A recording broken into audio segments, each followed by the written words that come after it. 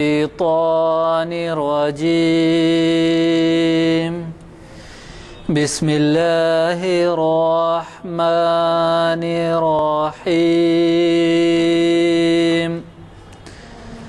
تبت يدا أبي لهب وتب ما أغنى عنه ماله وما كسب سيصلى نارا ذات لهب وامرأته حمالة الحطب في جيدها حبل من مسد صدق اللہ العظیم۔ حضرات، جیسے کہ آپ واقف ہیں، آج ہمارے درمیان ایک لحاظ سے یہ کہا جا سکتا ہے کہ ہمارے ان محافل کے آغاز کرنے والی شخصیت حافظ محمد اسحاق کمال قادری صاحب کی ہے۔ یعنی آج شریعت انفارمیشن کی 431ویں نشست ہے جس کو مخاطب کریں گے۔ یہ ہماری پہلی نشست، اس سے اندازہ لگا لیجئے کہ ہر سال 45 نشستیں ہوتی ہیں، تو 431 کے معنی کیا ہوئے آپ کو خود اندازہ ہو سکتا ہے، 10 سال قریب۔ تو اب وہی آپ کو فکر رسول، ذکر رسول کے آئینے میں اس عنوان سے مخاطب کریں گے، اور بقیہ تفصیلات ویسی کرتے رہے۔ کل میں ایک سنا تو اس میں بھی بیچ میں آواز غائب تھی۔ السلام علیکم حضرات، جیسے کہ آپ واقف ہیں، آج ہماری شریعت انفارمیشن سروس کی 431ویں نشست بعنوان فکر رسول، ذکر رسول کے آئینے میں ہو رہی ہے، اور اسے مخاطب کر رہے ہیں حافظ محمد اسحاق کمال قادری صاحب، جو ان محافل کے آغاز میں پہلی جو نشست ہوئی تھی اس میں انہوں نے مخاطب کیا تھا۔ آج یعنی 6 فروری 2012، 13 ربیع الاول 1433 عیسوی ہجری، بروز پیر بعد اثر، ہم کانفرنس ہال جامع مسجد عالیہ گن فاؤنڈری میں جمع ہیں، اور اس محفل کا آغاز قاری تبارک حسین صاحب کی خوشی الہان قرات سے ہوا، اور خادم غلام یزدانی آپ سے مخاطب ہے۔ میرے خیال میں آپ کے ہاتھ سب بلیٹن پہنچ گئے ہیں۔ صرف پرسوں کا ایک پروگرام محفل اقبال شناسی کی 653ویں نشست کی طرف آپ کی توجہ مبذول کرواؤں گا۔ اقبال کی غزلوں کا جائزہ کے عنوان سے ڈاکٹر یوسف اعظمی، ماہر اقبالیات، ہمیں مخاطب کر رہے ہیں پرسوں 8 فروری کو، چہارشنبے کے دن، اسی مقام پر، اسی جگہ۔ میں حافظ صاحب سے گزارش کرتا ہوں کہ وہ شہنشین پر تشریف لائیں، اور انہی کے خود کے دیے ہوئے عنوان سے، یہ تو آپ کو معلوم ہے کہ وہ ہمیشہ غیر معمولی اہمیت کے عنوان دیتے ہیں، اور یہ عنوان جو ہے آج اس وجہ سے بھی اہمیت کا حامل ہو گیا ہے کہ سرکار دو عالم صلی اللہ علیہ وسلم کی ولادت کا دن کل ہی تھا، اور سارے شہر میں اس ولادت کے چرچے ہیں اور خوشیاں منائی جا رہی ہیں، تو اس لحاظ سے بھی یہ عنوان بڑا ہی موزوں اور بر وقت ہے۔ میں گزارش کرتا ہوں کہ وہ تشریف لائیں اور ہمیں مخاطب فرمائیں۔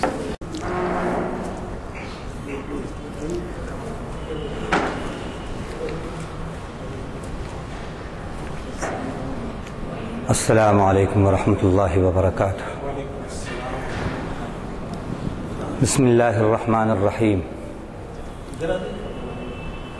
الحمد للہ رب العالمین، الرحمن الرحیم، مالک یوم الدین، والصلاة والسلام على سیدنا محمد وعلى آلہ وصحبہ اجمعین۔ اما بعد قال اللہ جل وعلا فی کتابہ المجید بشأن حبیبہ صلی اللہ علیہ وسلم فاعوذ باللہ من الشیطان الرجیم قل انما اعظکم بواحدہ ان تقوموا للہ مثنى وفرادا ثم تتفکروا ما بصاحبکم من جنہ ان هو الا نذیر لکم بین یدی عذاب شدید صدق اللہ العظیم۔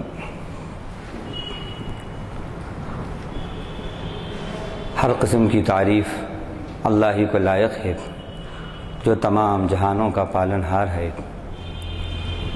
جو بہت ہی مہربان نہایت رحم فرمانے والا ہے۔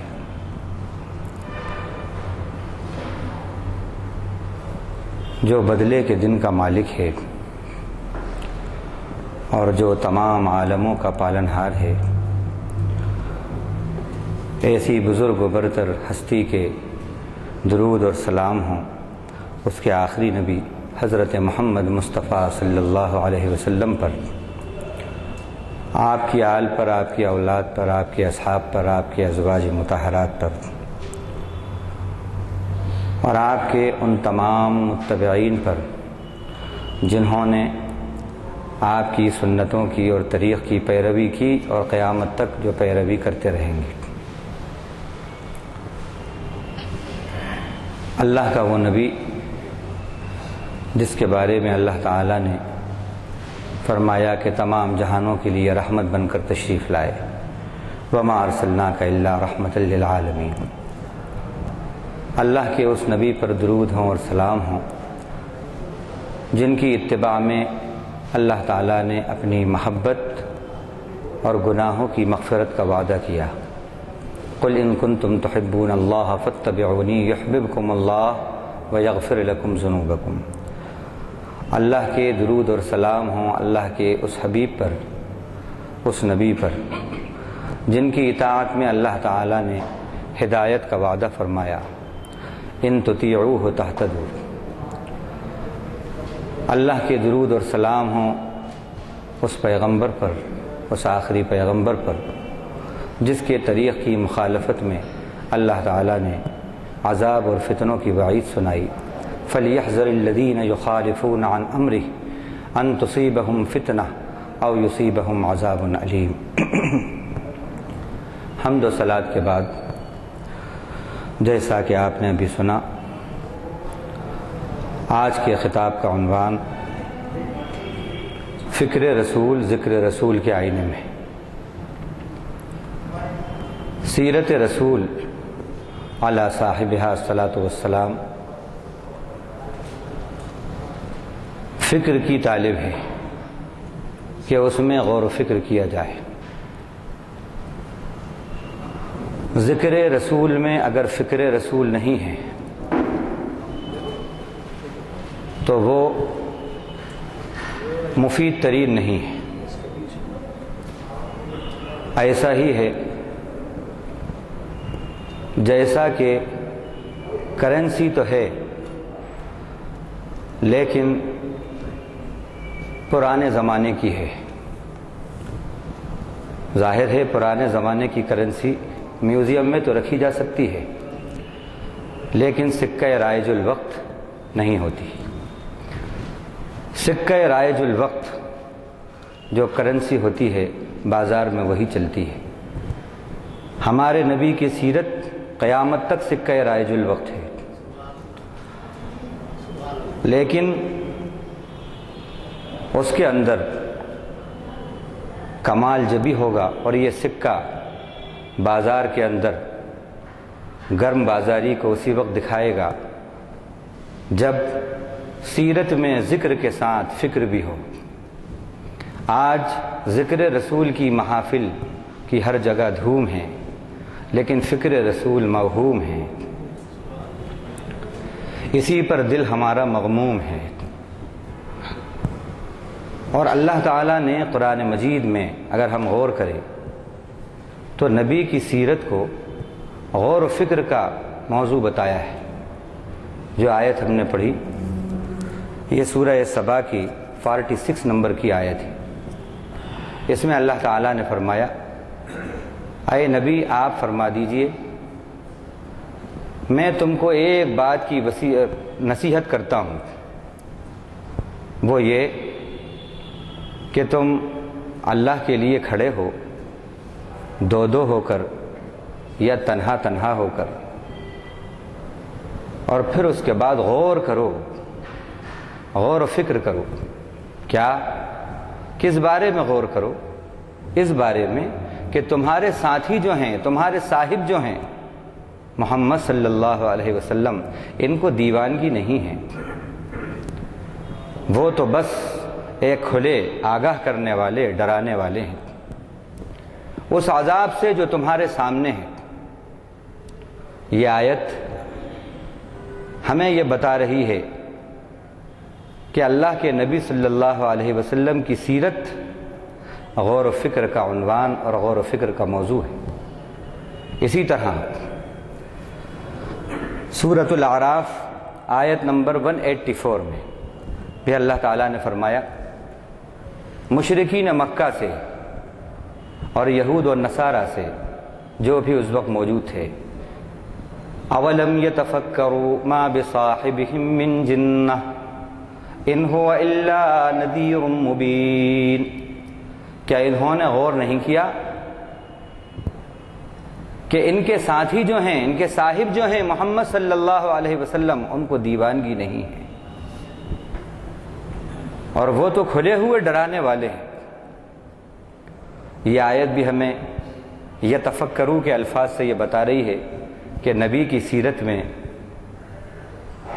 ایک مومن کو غور کرنا چاہیے۔ اب یہاں غور کی بات کیا ہے، غور و فکر کی، کہ اللہ نے اپنے نبی کو ما بنبیکم نہیں کہا یا ما بنبیہم نہیں کہا، بلکہ بصاحبکم کہا، بصاحبہم کہا، صاحب کا لفظ استعمال کیا، اور صاحب کے معنی ساتھی کے آتے ہیں، ساتھ رہنے والا، صحبت اسی سے بنا، مصاحبت اسی سے بنی، صاحب ساتھ رہنے والے۔ اللہ نے نبی کو کہا کہ تم اپنے صاحب سمجھو ان کو، اور تم اپنی پوری زندگی کے اندر اپنے ساتھ ان کو رکھو اور ان کے ساتھ تم رہو۔ یہ ہے صاحب۔ کیسا ساتھ ہونا؟ جیسا ساتھ اور جیسا رشتہ روح کا جسم سے ہوتا ہے، اس طرح ایک بندہ مومن کا رشتہ اپنے نبی سے ہونا چاہیے۔ اور ظاہر ہے روح کا رشتہ جسم سے صرف وقتی نہیں ہوتا، ٹائملی نہیں ہوتا، پارٹلی نہیں ہوتا، اوکیجنلی نہیں ہوتا، ٹریڈیشنلی نہیں ہوتا، بلکہ فلی ہوتا ہے، ہر وقت کے لیے ہوتا ہے، چاہے وہ کہیں بھی ہو جسم، روح اس کے ساتھ ہے، وہ انڈور لائف ہو، آؤٹ ڈور لائف ہو، وہ مشرق ہو، مغرب ہو، عرب ہو، عجم ہو، شمال میں ہو، جنوب میں ہو، کہیں بھی ہو، لیکن جسم اور روح کا رشتہ ٹوٹتا نہیں ہے۔ اور جس دن جسم اور روح کا رشتہ ٹوٹتا ہے اس دن کا نام موت ہوتی ہے۔ تو یہ صاحبکم کہہ کر اللہ تعالیٰ نے یہ بات بتائی کہ یہ تمہارے صاحب ہیں، اپنی زندگی کے ہر لمحے کے اندر ان کو اپنے ساتھ رکھو اور تم ان کے ساتھ رہو، یعنی ان کی سیرت کو اپنا بیسٹ رول ماڈل بناؤ۔ لقد کان لکم فی رسول اللہ اسوۃ حسنہ، یقیناً تمہارے لیے رسول اللہ میں یعنی ان کی زندگی میں بیسٹ رول ماڈل۔ تو اللہ کے نبی کو اللہ تعالیٰ نے صاحب کہہ کر ہمیں اس بات کی طرف غور و فکر کی دعوت دی ہے۔ اسی طرح سورہ یونس آیت نمبر 16 کے اندر اللہ تعالیٰ نے اپنے نبی کی زبانی یہ کہلوایا، فقد لبثت فیکم عمرا من قبلہ افلا تعقلون، میں ایک عمر تمہارے اندر نبوت سے پہلے رہا ہوں، تم عقل سے کام کیوں نہیں لیتے؟ غور کرو میرے بارے میں۔ میرا پیغام، میرا میسیج جو ہے یہ میری طرف سے نہیں ہے۔ میری 40 سالہ زندگی تمہارے سامنے ہے۔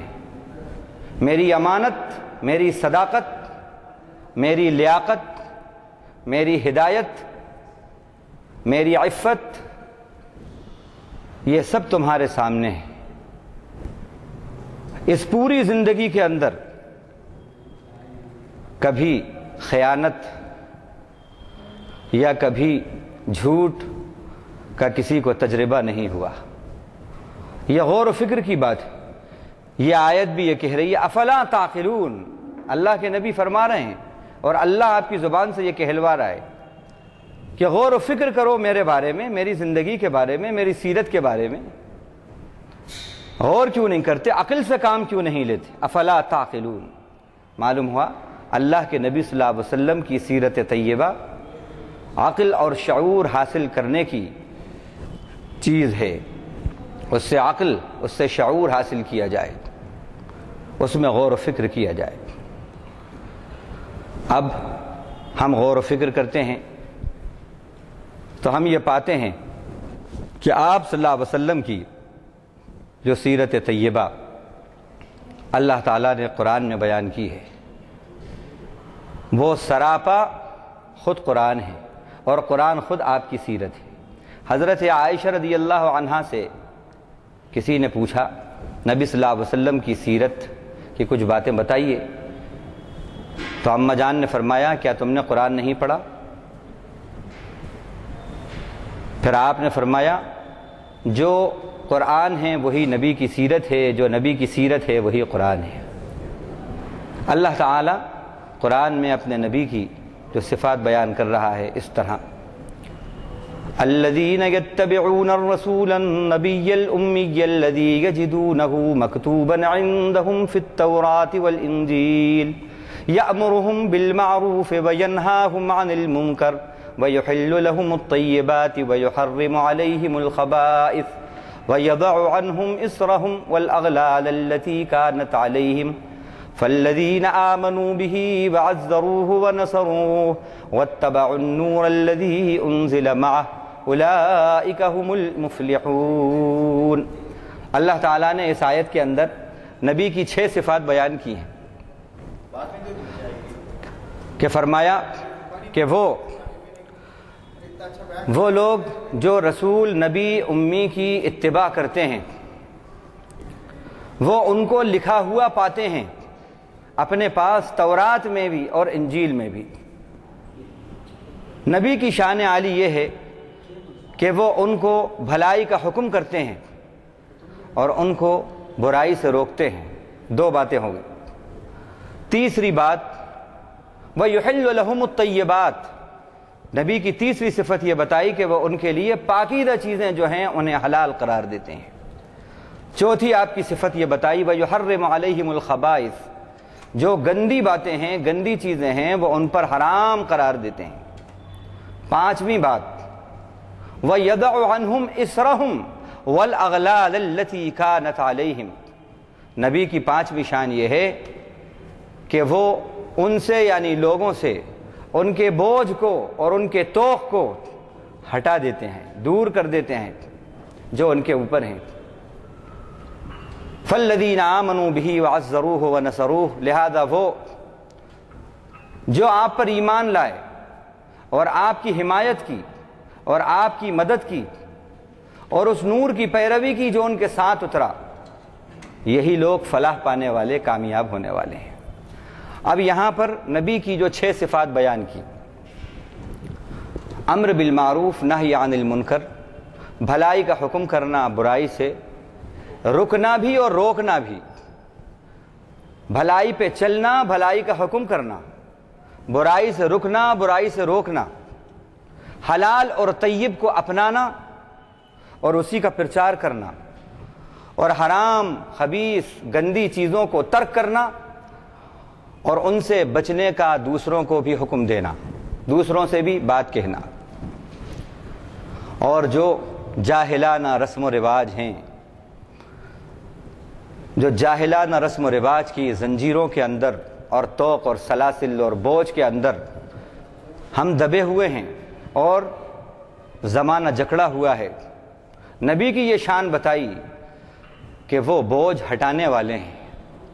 انہوں نے جاہلانہ رسم و رواج کا بوجھ ہٹایا، طوق اور سلاسل اور زنجیروں کو کاٹا، یہ نبی کی شان ہے۔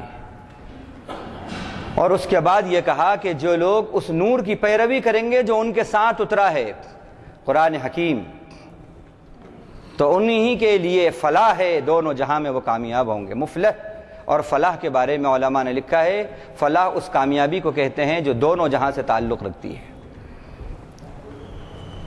اب دو جہاں میں کامیابی کی تمنا آرزو جس کی ہے، وہ نبی کی سیرت میں غور و فکر کر کے، جو نبی کی شان عالی تھی اور صفات عالیہ تھے، اور جس مقصد کے لیے آپ صلی اللہ علیہ وسلم کو اللہ نے بھیجا، اس کو اپنی زندگی میں بھی جاری کریں اور اللہ کے بندوں تک بھی ان صفات کو پہنچائیں۔ اور اس بات میں بھی غور کرنے کی ضرورت ہے کہ آپ یہ سوچئے کہ ذکر کے ساتھ، جیسا کہ میں کہہ رہا ہوں کہ ذکر رسول کے ساتھ فکر رسول، رسول کی فکر کیا تھی، یہ بہت اہم ہے، اس میں غور کرنا چاہیے۔ کبھی یہ ہوتا ہے ذکر رسول ہی کے اندر پوری محفل برخاست ہو جاتی ہے، لیکن آپ کی فکر کیا تھی؟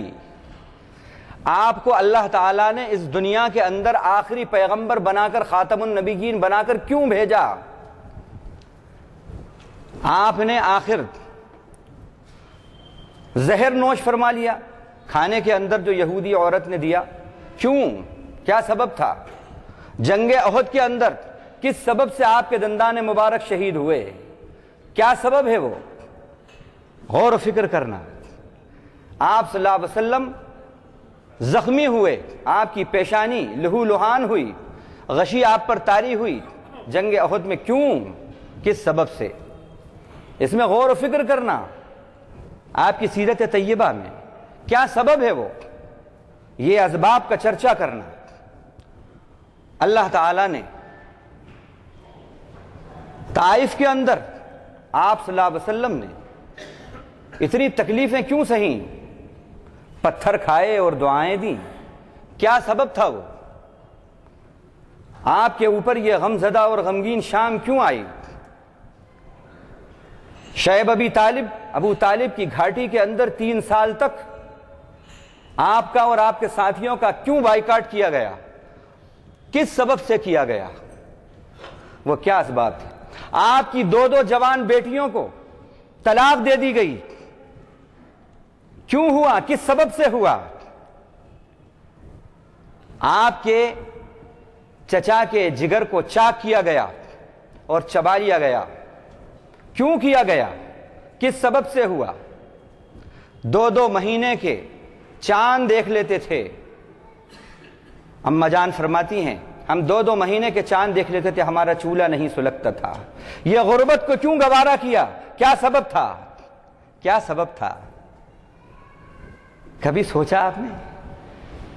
یہ اسباب بتانا، اس میں غور و فکر کرنا۔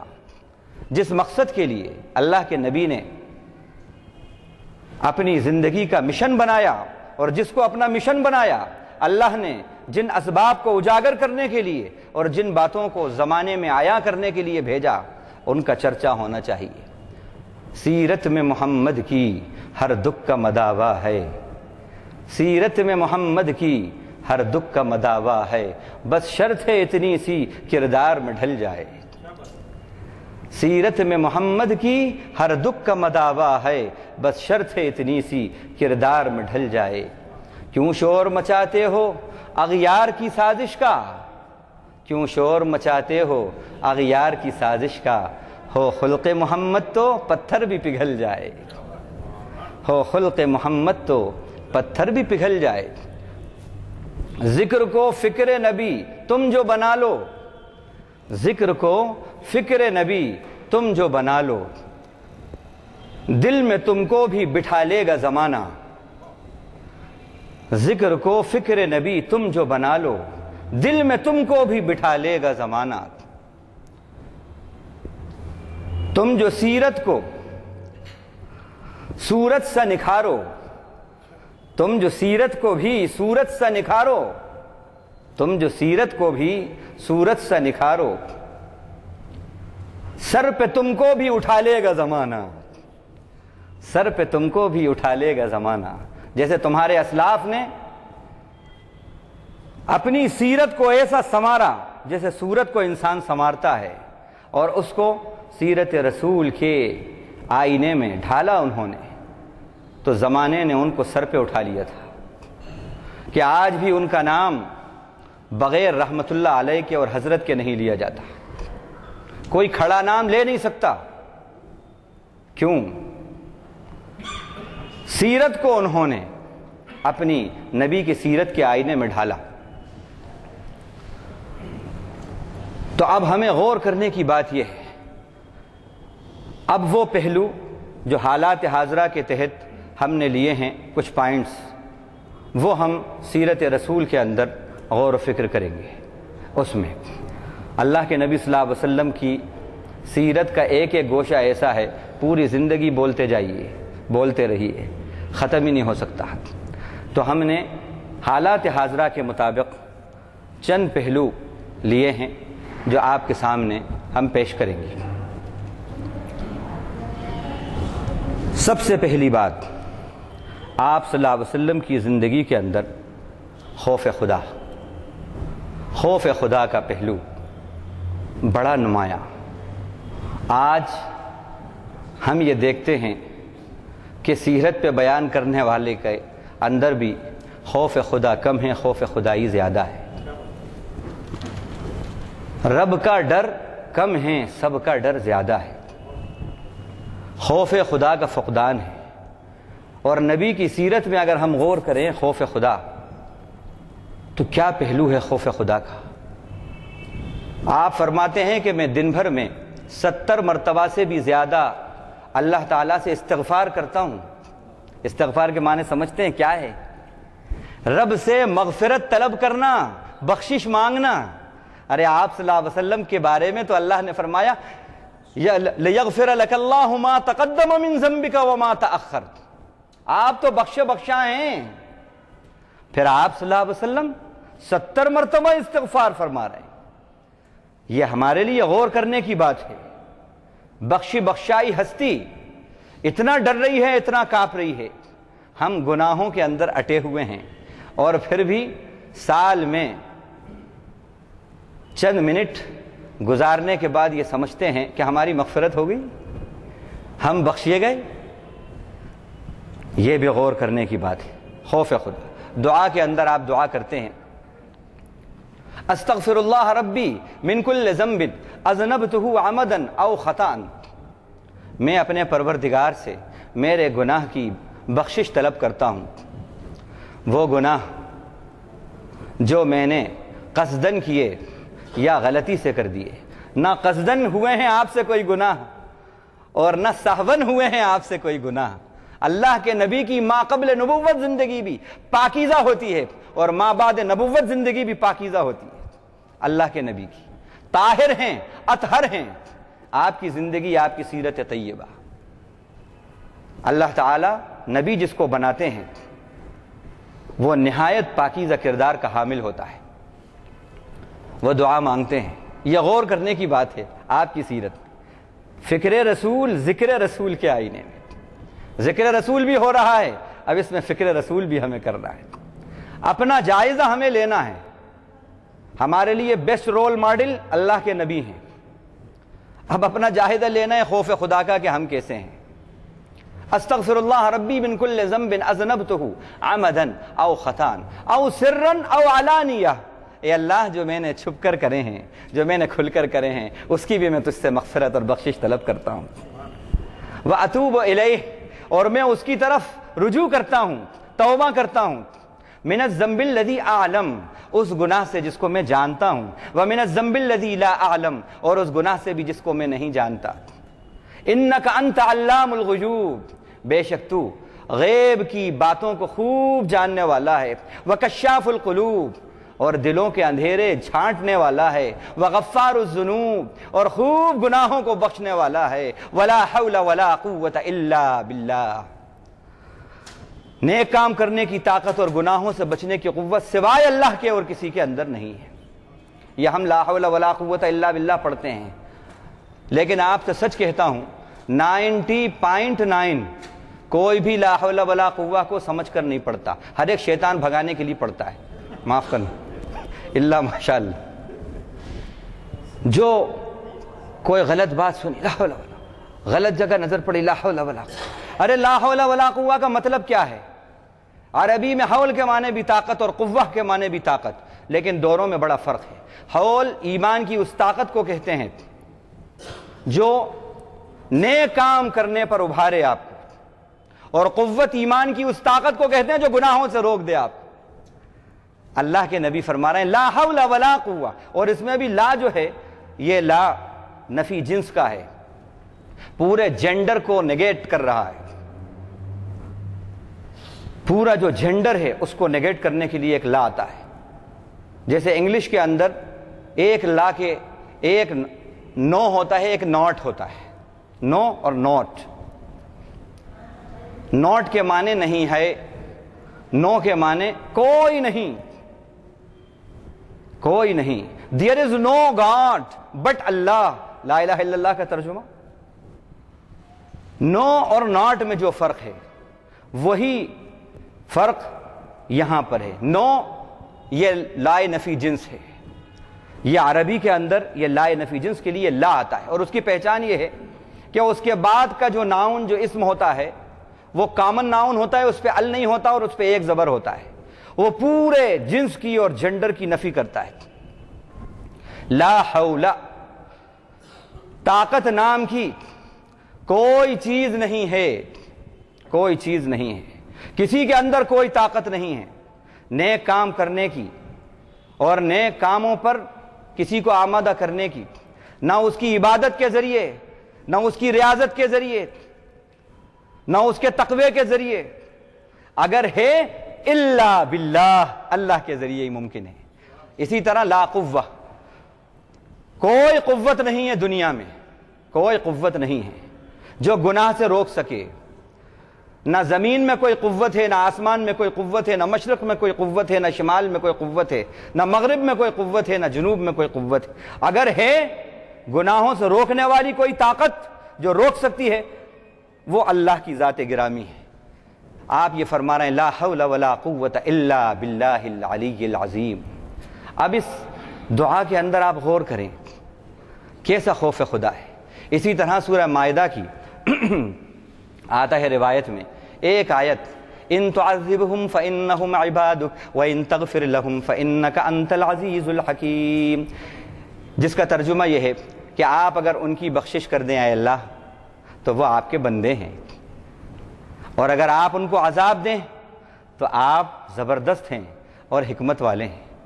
یہ آیت پر آپ صلی اللہ علیہ وسلم نے پوری رات گزار دی، روتے ہوئے، پڑھتے ہوئے، آپ دیدہ ہوتے ہوئے پوری رات گزار دی۔ خوف خدا اتنا آپ کے اوپر طاری تھا، اسی آیت کی تلاوت میں رات گزار دی۔ یہ خوف خدا آپ کے اوپر، یہ خوف خدا۔ پھر ایک دعا سنیے خوف خدا کی، اللہم اقسم لنا من خشیتک ما تحول به بیننا وبین معصیتک ومن طاعتک ما تبلغنا به جنتک ومن الیقین ما تہون به علینا مصائب الدنیا۔ اے اللہ اپنے خوف کا ہمیں ایسا حصہ عطا فرما جو ہمارے گناہ جو ہم کرتے ہیں، جو ہم تیری معصیت کرتے ہیں، اس کے درمیان ایک آڑ بن جائے تیرا خوف، گناہ کے درمیان تیرا خوف آڑ بن جائے، ایک پارٹیشن بن جائے، ایک آبسٹیکل بن جائے، ایک رکاوٹ بن جائے۔ ومن اللہم اقسم لنا من خشیتک ما تحول به بیننا وبین معصیتک ومن طاعتک ما تبلغنا به جنتک۔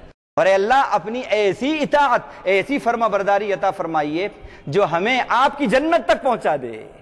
وہ اطاعت جو آپ کو جنت تک پہنچائے وہ اطاعت ہے، وگرنہ وہ اطاعت کوئی اطاعت نہیں۔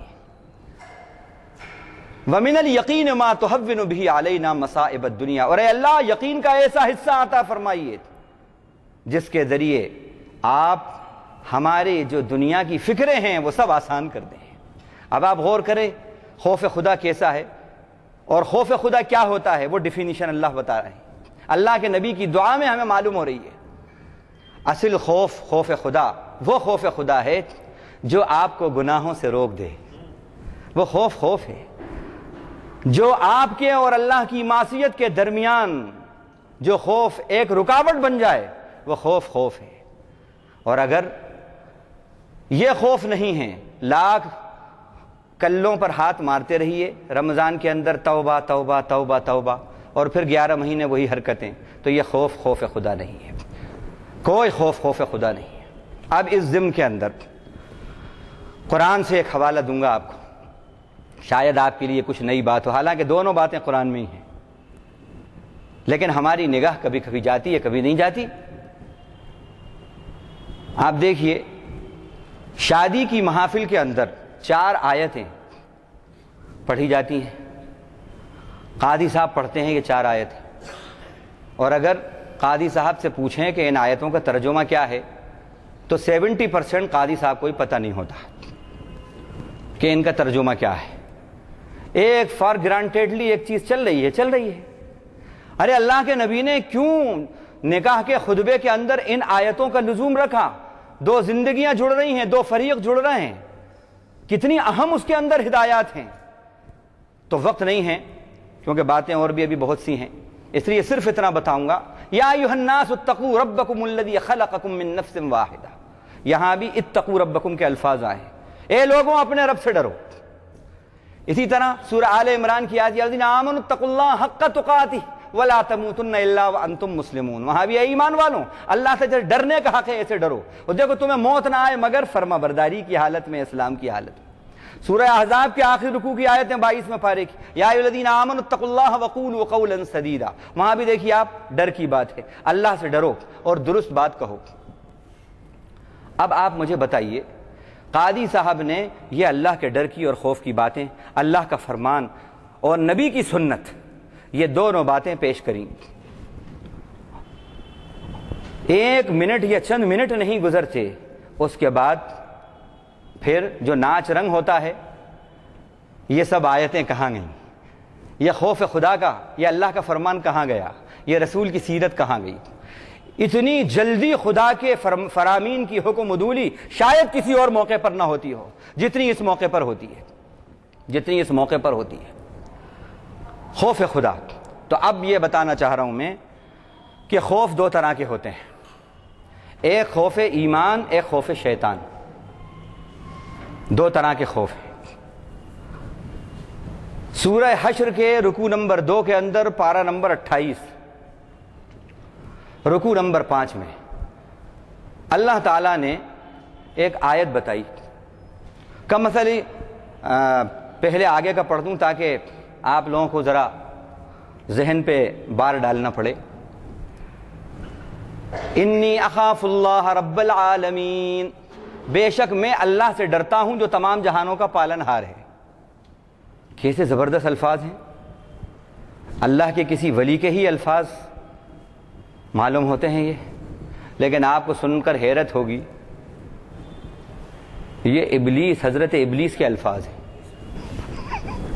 اب آپ سب حیران ہوں گے، جی ہاں، آگے سے آپ سنیے، کمثل الشیطان اذ قال للانسان اکفر فلما کفر قال انی بریء منک انی اخاف اللہ رب العالمین۔ اوپر سے ذکر آ رہا ہے منافقین کا اور مشرکین کا، ان کے بارے میں اللہ کہہ رہے ہیں کہ ان کی مثال شیطان کی مانند ہے، کہ جب وہ کہتا ہے انسان سے کر کفر کر نافرمانی کر، جب وہ نافرمانی کر کے پھنس جاتا ہے گناہ میں تو پھر کہتا بھائی میرا تمہارا کوئی تعلق نہیں ہے، اور میں اللہ سے ڈر رہا ہوں جو تمام جہانوں کا پالن ہار ہے۔ غور کریں آپ، کیسا خوف ہے اس کو، اللہ کا خوف ہی نہیں ہے بلکہ اللہ کو رب العالمین بھی مان رہا ہے۔ اب ان الفاظ کو ذہن میں رکھیے، اب آپ نماز میں کھڑے ہوتے ہیں، اللہ اکبر کہہ کے ثنا پڑھنے کے بعد سورہ فاتحہ پڑھتے ہیں، پہلی آیت کیا ہوتی ہے آپ کی؟ الحمدللہ رب العالمین۔ وہاں بھی رب العالمین کے الفاظ ہیں اور اس آیت میں بھی رب العالمین کے الفاظ ہیں۔ میں تعریف کرتا ہوں اللہ کی جو تمام جہانوں کا پالن ہار ہے۔ شیطان بھی خدا کو رب العالمین مان رہا ہے اور اللہ سے ڈر رہا ہے، آپ بھی خدا کو رب العالمین مان رہے ہیں، لیکن حرکتیں برابر جاری و ساری ہیں اس کی۔ اللہ سے ڈر بھی رہا ہے لیکن پھر بھی اپنے مشن پہ جاری ہے۔ تو ایک ہوا خوف شیطان۔ خوف شیطان کیا ہے؟ اللہ کو اللہ بھی مان رہا ہے، اللہ کو رب العالمین مان رہا ہے۔ اچھا ہے، اسی طرح اللہ تعالیٰ نے جنگ بدر کے اندر 10ویں پارے کے دوسرے رکوع کے اندر سورہ انفال کے اندر بھی یہ بات بتائی کہ شیطان نے جب دیکھا جنگ بدر کے اندر فرشتوں کو اترتا ہوا تو اس نے کہا انی ارا ما لا ترون انی اخاف اللہ واللہ شدید العقاب۔ کسی ولی کے الفاظ معلوم ہوتے ہیں، بھائی میں وہ دیکھ رہا ہوں جو تم نہیں دیکھ رہے، فرشتوں کو اترتا ہوا، اور میں اللہ سے ڈرتا ہوں، اور اللہ بڑے سخت سزا دینے والے ہیں، سب سمجھ رہا ہے، سخت سزا بھی دیتے ہیں، رب العالمین بھی ہیں، لیکن حرکتیں برابر جاری ہیں۔ اب ذرا غور کریں، ہم جو کلوں پہ ہاتھ مارتے ہیں اور جو خوف خدا کا اظہار کرتے ہیں، اس کے بعد اگر ہم بھی وہی گناہ کرتے رہیں یہ سب کہنے کے بعد، تو پھر ہم میں خوف ایمان میں اور خوف شیطان میں کیا فرق ہے؟ اب خوف ایمان کیا ہوتا ہے؟ اب یہ سنیے۔ حضرت آدم علیہ السلام کے 2 صاحبزاد، 2 بیٹے، حابیل اور قابیل۔ بڑے بھائی نے چھوٹے بھائی کے لیے قتل کے لیے ہاتھ بڑھایا، وہ قصہ آپ سب کو معلوم ہے۔ چھوٹے بھائی نے کہا بھائی صاحب آپ اگر ہاتھ بڑھائیں گے تو میں ہاتھ نہیں بڑھاؤں گا آپ کے قتل کے لیے، میں ہاتھ نہیں بڑھاؤں گا۔ لئن بسطت الی یدک لتقتلنی ما انا بباسط یدی الیک لاقتل انی اخاف اللہ رب العالمین۔ دیکھیے وہاں بھی وہی الفاظ ہیں جو شیطان کے الفاظ ہیں، انی اخاف اللہ رب العالمین، اور یہ ایک بندہ مومن کے چھوٹے بھائی کے الفاظ، حضرت آدم علیہ السلام کے بیٹے ابن آدم کے، وہ بھی وہی الفاظ ہیں، لیکن دونوں میں کتنا فرق ہے۔ قتل سے رک رہا ہے، بڑے بھائی کا ریسپیکٹ کر رہا ہے، اللہ سے ڈر رہا ہے، پرہیزگاری کی زندگی ہے، اور اس کا ثبوت یہ دے رہا ہے کہ گناہ کا ارتکاب نہیں کیا، قاتل کے بجائے مقتول ہو گیا۔ یہ ہے خوف ایمان، یہ ہے خوف ایمان، اور وہ ہے خوف شیطان سورہ حشر میں۔ اب یہ دونوں آپ کے سامنے باتیں ہیں، کمپیئر کر کے دیکھیے۔ 1 مہینے عمرہ، 11 مہینے گمراہ، ہمارا خوف کیسا ہے؟ کمپیئر کیجیے۔ تو یہ خوف خدا، یہ نبی کی سیرت کے اندر ہم یہ بات دیکھتے ہیں۔ اسی طرح فرائض کی پابندی، فرائض کی پابندی، آپ صلی اللہ علیہ وسلم نے کہا اذا حزبہ امر فزع الی الصلاۃ، جب کوئی معاملہ آپ کو پیش آتا تھا آپ نماز کی طرف لپک جاتے تھے، نماز کی طرف لپکتے تھے۔ نماز کی اہمیت، کتنی اہمیت ہے آپ کی زندگی کے اندر، کبھی آپ سے نماز قضا نہیں ہوئی، کبھی، اور آپ نے فرمایا کہ الصلاۃ عماد الدین، نماز دین کا ستون ہے، من اقامہا اقام الدین من ترکہا من ہدمہا ہدم الدین، جس نے اس کو کھڑا کیا اس نے گویا کہ دین کے قلعے کو کھڑا کر دیا، جس نے منہدم کیا اس نے دین کو منہدم کر دیا۔ اللہ اکبر۔ جعلت قرۃ عینی فی الصلاۃ، نماز کی میری آنکھوں کی ٹھنڈک میرے رب نے نماز میں رکھ دی ہے۔ اللہ اکبر۔ سارے تحفے زمین پر ملے ہیں لیکن نماز کی فرضیت کا تحفہ آسمان پہ ملا ہے، فرضیت کا تحفہ آسمان پہ ملا ہے۔ ایسی عظیم الشان بات سیقول کے پارے میں، دوسرے پارے کے اندر اللہ تعالیٰ نے کہا ان اللہ لا یضیع ایمانکم۔ یہ صحابہ کے بارے میں آیا، کچھ صحابہ آئے، انہوں نے کہا کہ اللہ کے نبی، مکے کے اندر ہمارے بھائی رخ کر کے، جب ہم لوگ مکے میں تھے قبلے کے ادھر ہی رخ کر کے نماز پڑھتے تھے، اب مدینے میں آئے ہیں تو بیت المقدس کی طرف رخ کر کے بھائیوں نے نماز پڑھی، اور اب پھر اللہ کے نبی صلی اللہ علیہ وسلم کی آرزو تھی کہ بیت اللہ پھر قبلہ بن جائے تو پھر ادھر ہو گئے۔ اب وہ ہمارے بھائیوں نے جنہوں نے 12 مہینے 13 مہینے نماز پڑھی ہے ادھر رخ کر کے، ان کی نمازوں کا کیا ہوا؟ اللہ تعالیٰ کو یہ الفاظ اتارنا تھے، ما کان اللہ لیضیع صلاتہم، اللہ ان کی نماز کو ضائع نہیں کریں گے، لیکن کیا الفاظ اتارے؟ ما کان اللہ لیضیع ایمانکم، اللہ تمہارے ایمان کو ضائع نہیں کریں گے۔ نماز ایمان ہے، نماز ایمان ہے، کیا اہمیت ہے نماز کی۔ لیکن اب ہم غور کریں سیرت طیبہ کے اندر، کل نمازیں پڑھنے کا مسجدوں میں جو اتفاق ہوا، نماز ہو رہی ہے اور باہر نعرہ تکبیر اور نعرہ رسالت کی آوازیں تو آ رہی ہیں، لیکن ان نوجوانوں میں سے 100% تھے، ان میں سے مشکل سے 2% آئے ہوں گے مسجد کے اندر۔ سیرت رسول غور و فکر کرو، اللہ کے نبی کیا چاہ رہے ہیں، کیا ہے۔ اور یہ بھی بتا دوں آپ، نعرہ رسالت جو ہے وہ محمد الرسول اللہ ہے، کہ محمد صلی اللہ علیہ وسلم اللہ کے رسول ہیں۔ نعرہ رسالت یا رسول اللہ نہیں ہے، نعرہ رسالت محمد الرسول اللہ، میسیج ہے اس میں کہ محمد صلی اللہ علیہ وسلم اللہ کے رسول ہیں۔ نماز کی اہمیت، نماز کی اہمیت کتنی اہمیت ہے، تو اس پہلو میں بھی اگر ہم غور کریں تو آپ اندازہ لگائیے اس پہلو میں بھی ہم کہاں۔ ایک نئی بات آپ کو بتاؤں میں، علامہ جلال الدین سیوطی رحمۃ اللہ علیہ نے اپنی کتاب عالم الملائکۃ والجن والشیاطین کے اندر آخری وقت جو روح قبض کرتے ہیں ملک الموت، ان کا بتایا کہ جب مومن بندے کی کسی کی روح قبض کرنے آتے ہیں وہ، اور وہ بندہ نماز کا پابند ہوتا ہے، تو ان کے ساتھ ایک فرشتہ اسپیشل ہوتا ہے، اور اگر وہ بندہ مومن کسی وجہ سے زبان پہ اس کے کلمہ جاری نہیں ہوتا، تو وہ نماز کی برکت سے وہ فرشتہ اس کے کان میں کلمے کو تلقین کرتا ہے، اور وہ اشہد ان لا الہ الا اللہ واشہد ان محمد عبدہ ورسولہ کہتا ہے، پھر ادھر روح قبض ہوتی ہے۔ یہ انعام صرف اور صرف نماز کی پابندی والے پر ہے۔ یہ رسول کی زندگی کے اندر اتنی اہمیت ہے، اتنی اہمیت ہے۔ اب حالات اس وقت جو فتنوں کے ہیں وہ ہمارے سامنے ہیں، فتنوں کے حالات۔ آپ صلی اللہ علیہ وسلم نے فرمایا کہ ایسے چھائیں گے فتنے جیسے آسمان کے اوپر اندھیرا اور تاریکی چھاتی ہے، ایسے چھائیں گے فتنے، ایسے چھائیں گے۔ پوچھا اس سے نکلنے کا راستہ، جبریل فرمایا کہ کتاب اللہ و سنتی، اللہ کی کتاب اور میری سنت۔ حضرت عمر کے سامنے حضرت حذیفہ بن یمان بیٹھے ہوئے تھے، ان سے پوچھا نبی صلی اللہ علیہ وسلم نے تم کو فتنوں سے متعلق بہت سی باتیں بتائی ہیں۔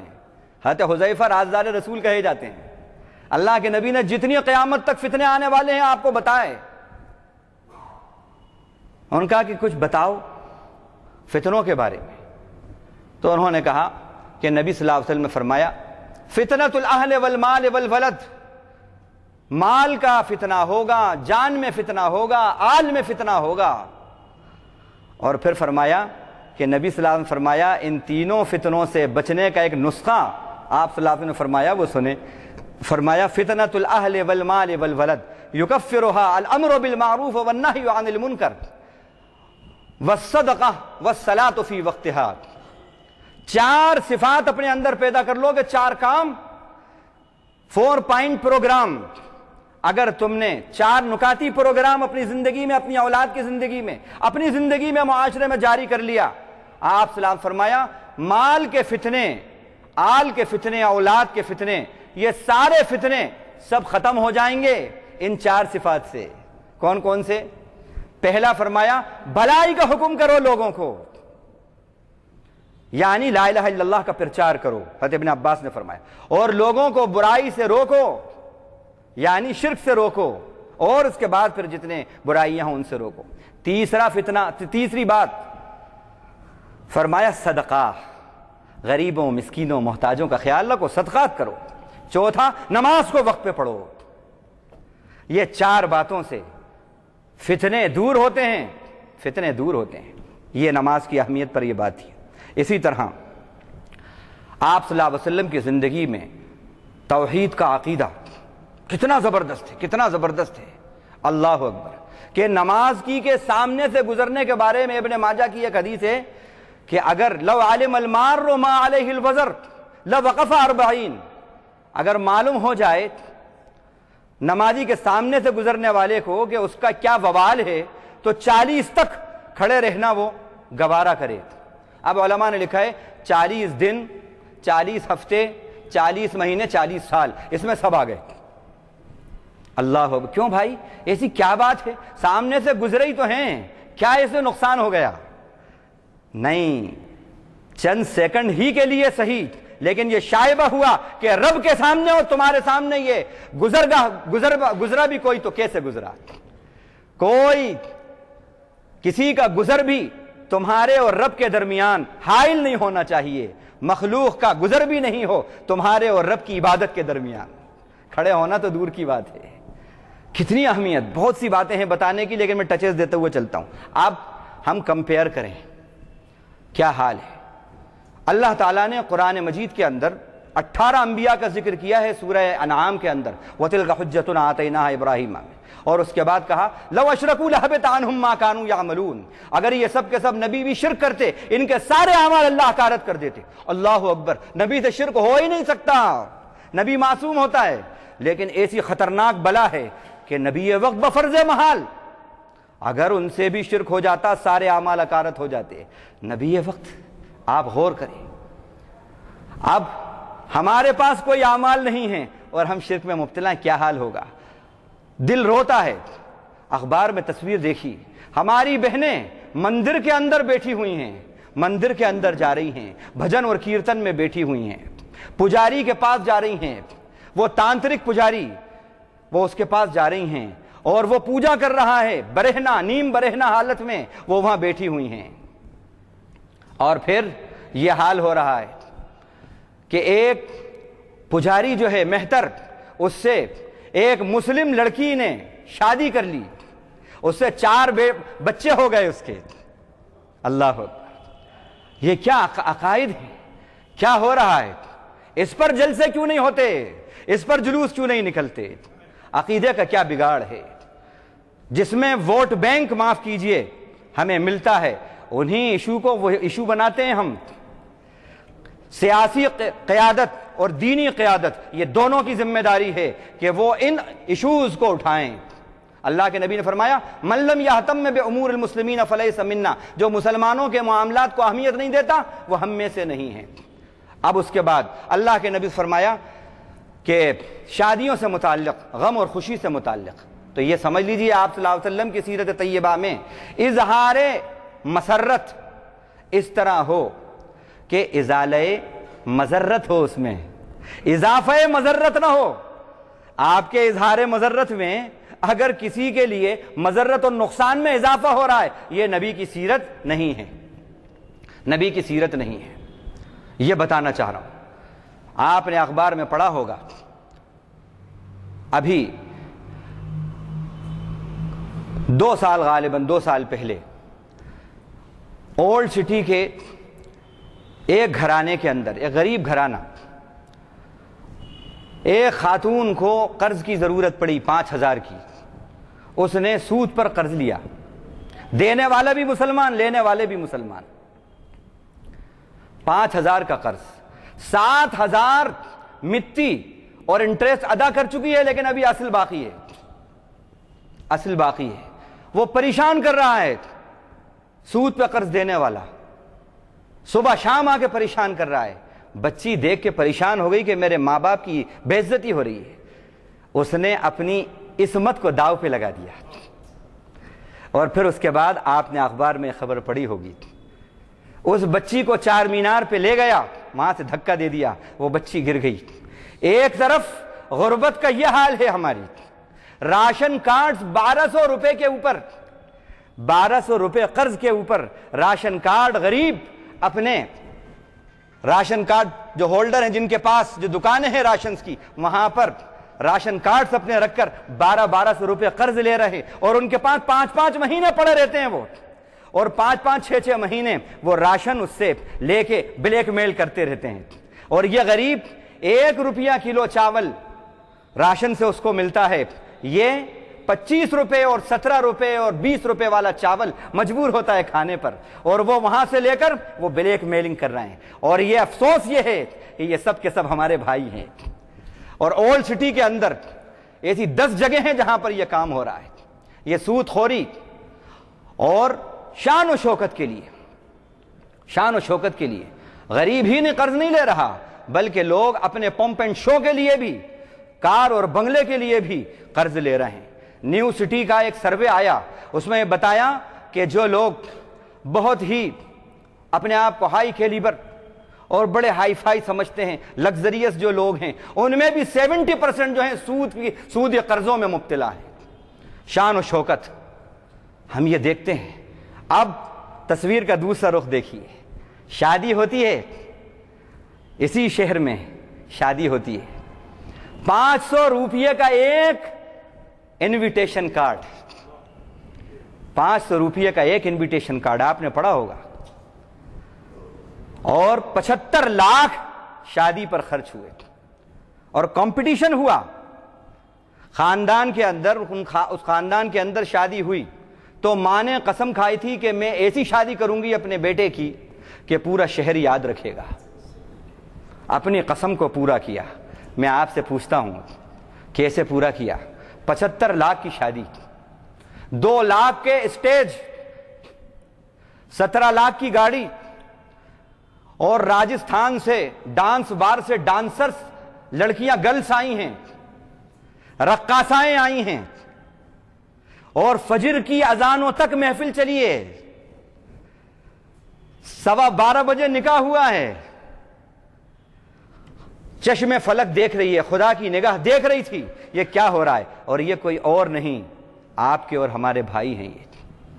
आप बताइए, एक तरफ ये है इस तरह फूंक रहे हैं पैसा, और दूसरी तरफ गुर्बत का यह हाल है। अरे अल्लाह ने अगर तुमको दिया है, वो बच्चियां वो जो अपनी गुर्बत की खातिर अपनी इस्मतों को नीलाम कर रही हैं, अल्लाह ने अगर तुमको दिए हैं 4 पैसे, तो इसको इस तरह अरेंज करो कि अपनी कौम की गुर्बत को मिटाओ, इस तरह इसका इस्तेमाल करो। कैसी अजीब व गरीब बात है, कैसी अजीब व गरीब बात है। अल्लाह ताला ने फरमाया कुरान में, वफी ज़ालिका फलयतनाफसिल मुतनाफिसून, सूरह मुतफ्फिफीन के अंदर आगे से जन्नत का तज़किरा है और जन्नत की नियामतों का तज़किरा है। वो सब तज़किरा करके अल्लाह ने फरमाया, ये जन्नतें, ये बागात, ये नियामतें और ये तस्नीम की नहर, ये सब ऐसी हैं कि ये है वो फील्ड जिसमें तुम कंपटीशन करो। कंपटीशन का फील्ड तो ये है, दीन का मैदान है, ईमान का मैदान है, जन्नत का मैदान है। लेकिन अफसोस, हमने कंपटीशन, शैतान के मैदान को कंपटीशन बना लिया। अफसोस है। अल्लाह के नबी की सीरत ये कैसी है? इसी तरह आप सल्लल्लाहु अलैहि वसल्लम की सीरत में यह है कि आप किसी को ईजा नहीं देते थे। ईजा आपकी जात से नहीं। मशहूर बात है, आपने पढ़ा होगा, सुना होगा कि एक मर्तबा आप जा रहे हैं, एक बच्चा परिंदे के घोंसले से उसके बच्चे को निकाल लिया उसने। उस परिंदे की माँ, उस बच्चे की माँ, वो चिड़िया जो है, वो अतराफ गर्दिश कर रही है, घूम रही है। आप सल्लल्लाहु अलैहि वसल्लम ने देखा, कहा कि बच्चे देखते नहीं हो बेटा कि माँ कितनी परेशान हो रही है, वो बच्चे को तुमने माँ से जुदा कर दिया है, रख दो, घोंसले में रख दो। वो घोंसले में आपने रखवा दिया, वो माँ जो है उस परिंदे की अपने घोंसले में चली गई। ये हमारे नबी की वमा अरसलनाका इल्ला रहमतल लिल आलमीन, ये हमारे नबी हैं कि जो एक परिंदे को भी तकलीफ गवारा नहीं करें। वो ये कैसे गवारा करेंगे, आप मुझे बताइए, कैसे गवारा करेंगे कि आप पूरी रात 2:30 बजे तक फुल साउंड के अंदर किसी के घर के सामने आप माइक लगाए हुए हैं और पूरी रात बेचैन, हार्ट के पेशेंट हैं, बूढ़े हैं, ज़ईफ हैं, ओल्ड सिटी से हिजरत करके माइग्रेट करके चले जाते हैं लोग न्यू सिटी, कि अगर कहेंगे तो अभी दंगे फसाद होंगे। और ये सब नबी की मोहब्बत में हो रहा है। इजहार मोहब्बत बेशक करो, लेकिन इजाले मजर्रत के साथ करो, इजाफे मजर्रत के साथ नहीं। ये रसूल की सीरत है, ये रसूल की सीरत है। इस तरह होना चाहिए। और नबी की सीरत के अंदर यह बात भी मिलती है कि हाथ सिर्फ खुदा के सामने फैलाना, ہاتھ خدا کے سامنے پھیلانا۔ ہم یہ دیکھتے ہیں کہ نبی کے نام پر چندہ یہ مناسب نہیں ہے، یہ مناسب نہیں ہے، نبی کی شان کے بالکل خلاف ہے۔ اور میں ایک سوال یہ کرتا ہوں آپ سے کہ آپ مجھے بتائیے، آپ اپنی یا اپنے بچے کی جو خوشیاں کرتے ہیں، شادی اور ولیمہ جو ہوتا ہے، آپ مجھے بتائیے کیا آپ یہ گوارا کرتے ہیں اور کریں گے کہ اس کو چندے کے پیسے سے کریں؟ اپنے بچے کی شادی یا اپنی شادی یا اپنے بچے کی خوشیوں کو انجام دیں، اپنی بچی کی خوشیوں کو؟ آپ اپنی اور اپنی اولاد کی خوشیوں کو چندے سے نہیں کر سکتے، اپنی انسلٹ سمجھتے ہیں۔ دو جہاں کے سردار، سارے جہاں کے لیے رحمت اللہ علیہ بن کر تشریف لانے والے، ان کے پروگرام کو آپ چندے کے نام سے کرتے ہیں، یہ مناسب نہیں ہے، یہ مناسب نہیں ہے، اس کا خیال رکھا جانا چاہیے۔ تو یہ بھی ہم دیکھتے ہیں کہ نبی صلی اللہ علیہ وسلم کی سیرت میں یہ بھی ہم بات دیکھتے ہیں۔ بچیوں کے اور شادی سے متعلق آپ صلی اللہ علیہ وسلم نے فرمایا کہ ان اعظم النکاح برکتن ایسرہ مؤونہ، سب سے عظمت کے اعتبار سے بابرکت نکاح وہ ہے جس میں مالی بوجھ سب سے کم ہیں، سب سے کم ہے۔ اور آج ہم ایسی شادیاں کرتے ہیں جیسا کہ میں نے آپ کو بتایا، اس کا وبال کیا ہو رہا ہے؟ دو سبب ہیں اس کے۔ بچیاں جو ہماری بچیاں غیر مسلموں کے ساتھ بھاگ رہی ہیں، چلی جاتی ہیں، اور آنکھوں میں یعنی خون کے آنسو رونے کو دل چاہتا ہے، ایسی بچیاں چلی جاتی ہیں۔ سبب آپ بھی ہیں، میں بھی ہوں۔ ایک سبب تو ہمارے جوڑے گھوڑے کی موٹی موٹی رقمیں ہیں، دوسری طرف ہماری پبلسٹی، ہماری شان و شوکت ہے، ہماری شان و شوکت ہے، پمپ اینڈ شو ہے۔ یہ دونوں باتیں حائل ہو رہی ہیں۔ اللہ کے واسطے ایسا نہیں کیجیے، اپنی غریب ماؤں بہنوں اور بیٹیوں پر بھی رحم کیجیے اور ترس کھائیے۔ سبب ہم بھی بن رہے ہیں، اس کا ایک سبب ہم بھی بن رہے ہیں۔ اللہ کے نبی صلی اللہ علیہ وسلم کو قیامت کے دن ہم کیا منہ دکھائیں گے؟ تو یہ بھی بہت اہم بات تھی کہ آج ہم دیکھ رہے ہیں کہ اس طرح بچیاں جو ہیں وہ جا رہی ہیں، اور پھر ان کے لیے ایسے مسائل پیدا ہوتے ہیں، آپ کو پتہ نہیں ہے، باقاعدہ ایک بڑی سوچی سمجھی سازش کے تحت یہ کام ہو رہا ہے کہ مسلمانوں کی نسل کشی کی جائے، اور ان کے بطن سے، ان کی عورتوں کے بطن سے اولاد پیدا کی جائے، اور پھر اس کے بعد ان کو چھوڑ دیا جائے۔ یہ پورے تحقیق کے ساتھ یہ بات کہہ رہا ہوں آپ سے۔ اخبار میں پڑھا تو رونے کو طبیعت چاہتی ہے۔ ایک بچی، مسلم بچی جو چلی گئی ہے، غیر مسلم سے اس نے عقد کر لیا، غیر مسلم اپنا مذہب چھوڑ دیا، 2-3 بچے ہو گئے اس کے بعد گھر والوں نے بھی چھوڑ دیا، شوہر نے بھی چھوڑ دیا، اس کو کک آؤٹ کر دیا۔ اب یہاں آتی ہے تو ماں باپ بھی اس کو نہیں اپناتے۔ ہم خاندان میں کیا صورت دکھائیں گے؟ بچی اتنا دل برداشتہ ہوتی ہے، وہ چھوٹے چھوٹے اس کے بچے ہیں، اس نے سوئسائڈ کر لیا۔ یہ آئے دن یہ واقعات ہو رہے ہیں۔ میں آپ سے کہتا ہوں، سیاسی قیادت کی یہ ذمہ داری ہے، ہماری دینی قیادت کی یہ ذمہ داری ہے، ان ایشوز کو جن کو وہ نان ایشوز بنائے ہوئے ہیں، ان کو وہ نیشنل ایشوز بنائیں اور ان کو اٹھائیں، ان پر جلسے کریں، ان پر جلوس کریں۔ یہ ذمہ داری ہے ہماری سیاسی قیادت کی بھی اور دینی قیادت کی بھی۔ باتیں بہت سی ہیں کہنے کے لیے، لیکن اب وقت اجازت نہیں دیتا کہ میں مزید آپ کے سامنے اور باتیں رکھوں۔ اور وہی آخری بات، فتنوں سے بچنا ہے تو 4 باتیں اپنا لیجئے۔ ایک، امر بالمعروف نہی عن المنکر، بھلائی کا حکم کرنا، برائی سے روکنا، یعنی دعوت اللہ کو اپنائیے۔ غیر مسلم بھائیوں میں دعوت اللہ کا کام کرنا، اپنے بھائیوں میں اصلاح کا کام کرنا۔ اور یہ ایسی تڑپ والی بات ہے کہ اللہ کے نبی اپنے آپ کو اس کے لیے گھونٹتے تھے، کڑتے تھے، گھٹتے تھے۔ اللہ تعالیٰ کو تسلی کی آیت اتارنا پڑی، لعلک باخع نفسک الا یکونوا مؤمنین۔ اور نبی کہیں اپنے آپ کو اس غم میں گھونٹ گھونٹ کے ہلاک نہیں کر دینا کہ یہ لوگ ایمان نہیں لا رہے، ایمان نہیں لا رہے۔ نبی کے غم کو اپنا غم بنائیے، نبی کے فکر کو اپنا فکر بنائیے۔ اقبال نے کہا تھا، میرے عرب کو آئی ٹھنڈی ہوا جہاں سے، میرے عرب کو آئی ٹھنڈی ہوا جہاں سے، میرا وطن وہی ہے، میرا وطن وہی ہے۔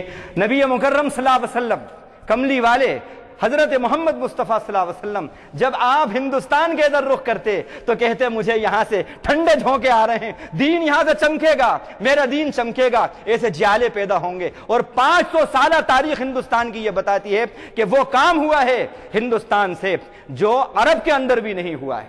500 سالہ ایسے زبردست کام ہوئے ہیں، ایسے انقلابی کام ہوئے ہیں۔ اقبال نے ہی ایک بات کہی تھی، اب یہ آخری بات کو کہتے ہوئے میں ختم کروں گا، کہ جس وقت انہوں نے ربائی کہی فارسی کی تو اس وقت ایک صاحب کش بزرگ تھے، انہوں نے کہا کہ آج عالم بالا کے اندر بڑے چرچے ہیں اقبال کی، انقلاب آ گیا ہے، انقلاب آ گیا، تہلکا مچا ہوا ہے، کہ کیا بات ہے؟ ان کا اقبال نے یہ ربائی کہی ہے، اللہ ان کی قبر کو نور سے بھرے، ان کے درجات بلند کرے۔ تو غنی از ہر دو عالم من فقیر، تو اب کسے کہتے ہیں اطاعت مصطفیٰ، کسے کہتے ہیں عشق مصطفیٰ؟ یہ دیکھیے آپ، فکر رسول کسے کہتے ہیں؟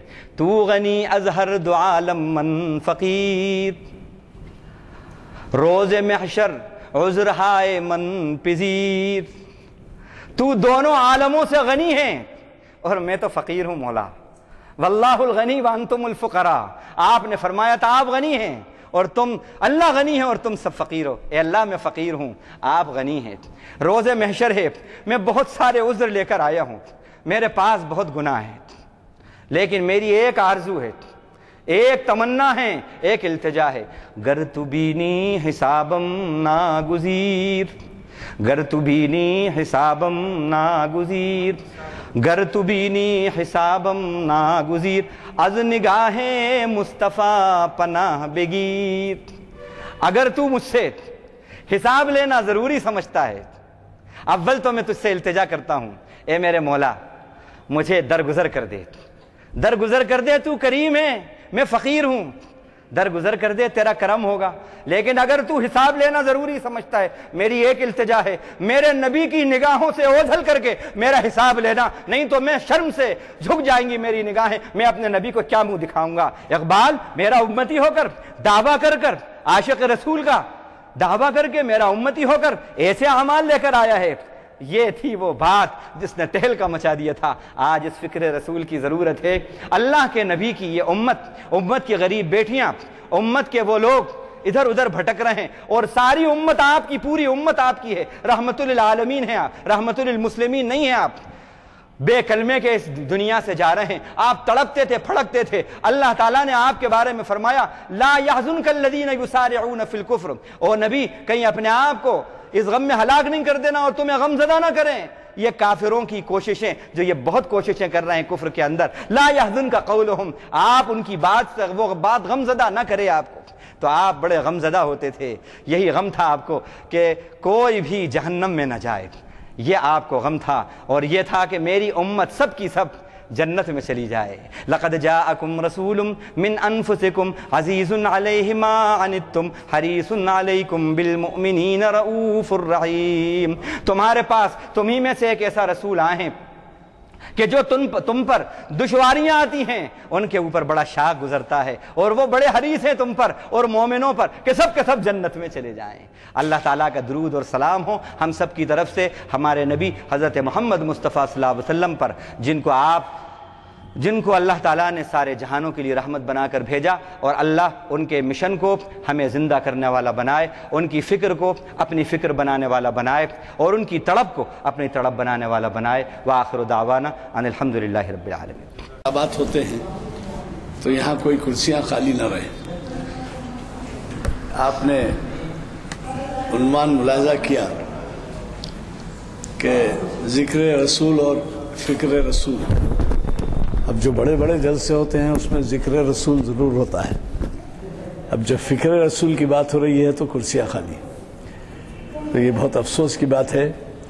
آپ کو خود اندازہ ہوا ہوگا کہ کس قدر اہم خطاب آپ کے سامنے ہوا، اور افسوس ہمیں اس کا ہے کہ ایسے اہم خطاب کے لیے ہونا تو یہ چاہیے تھا کہ یہاں بڑا اجتماع ہوتا، لیکن ہے ہماری کوشش جو جاری ہے، آپ بھی ہمارا ساتھ دیجئے، کوشش کیجئے کہ ان محافل کے اندر آپ کے ساتھ کچھ نوجوان بھی آئیں اور اڑوس پڑوس بھی آئیں، دوست احباب بھی آئیں، آپ خود ہمارے سفیر بن جائیے اور جو کچھ مولانا نے کہا ہے ان تک پہنچائیے، اور کوشش کیجیے کہ وہ اگلے مولانا کے خطاب بلکہ ہمارے تمام خطاب، اقبال کا ذکر آیا، اقبال کی محافل ہماری کافی ہو چکی ہیں، بہرحال چونکہ دعا ہو چکی ہے، پھر بھی کوئی سوال کرنا چاہیں تو کر سکتے ہیں۔ جی صاحب، ہاں نماز کے سامنے کتنی دور سے جانا چاہیے؟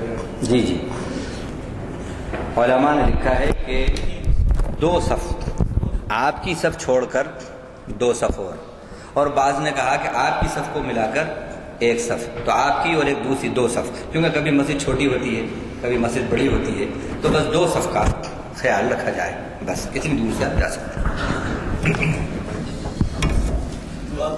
سبحان اللہ الحمدللہ سبحان اللہ۔ جی بس یہ کوہنی تک ایک ہاتھ کے برابر، 1 ہاتھ کے برابر، جی ہاں، اور کم سے کم ایک یوں سمجھ لیجیے آپ کے 1.5 انگلی، 1 انگلی کے برابر بھی اگر موٹان ہے اس کی تو کافی ہے، بس یہ جو یہ دکھ رہا ہے آپ کو اتنا بھی کافی ہے بس۔ جی جی ہاں بس بہت ہے، بالکل بالکل، اب آپ کے پاس جو بیت ہے وہ کافی ہے، وہ ڈنڈا جو ہے اس کی چوڑان بس اتنی کافی ہے، یہ کافی ہے۔ سبحان ربک رب العزت۔